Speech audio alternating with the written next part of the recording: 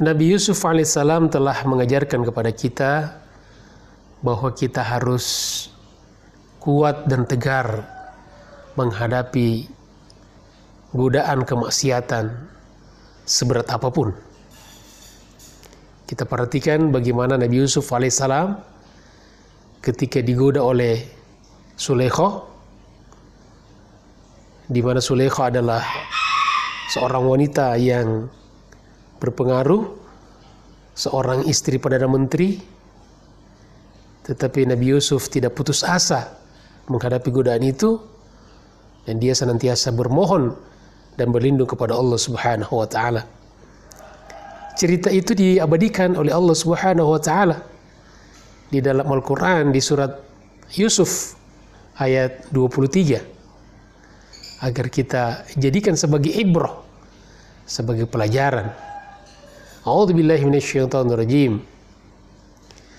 Wa rawadathu allati huwa fi baitiha an nafsi. Dan dia, wanita itu, menggoda Nabi Yusuf.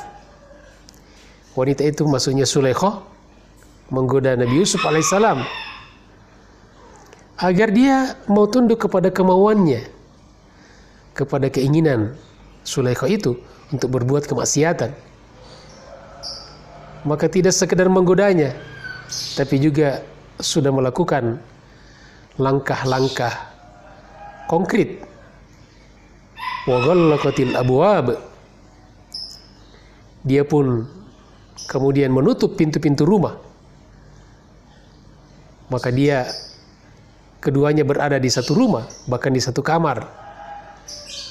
Secara hitung-hitungan manusia, sangat besar peluang kemaksiatan itu terjadi. Tetapi Nabi Yusuf alaihissalam tidak putus asa. Dia berdoa kepada Allah Subhanahu wa taala, dia berlindung kepada Allah Subhanahu wa taala. Maka apa yang dikatakan oleh Nabi Yusuf alaihissalam menghadapi godaan Sulaikha yang luar biasa, yang dzatu mansibin wa jamal, punya kedudukan dan punya kecantikan, dan pasti juga punya kekayaan. Dia berkata, qala ma'adzallah, aku berlindung kepada Allah Subhanahu wa taala. Innahu rabbi ahsana mathwaya. Dialah Tuhanku yang senantiasa berbuat baik kepadaku, maka tidak mungkin aku berkhianat kepadanya.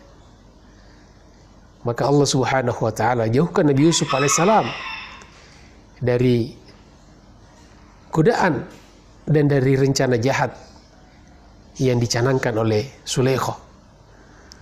Lalu Allah Subhanahu wa taala tutup ayat tersebut dengan berfirman, innahu la yuflihudz zalimun.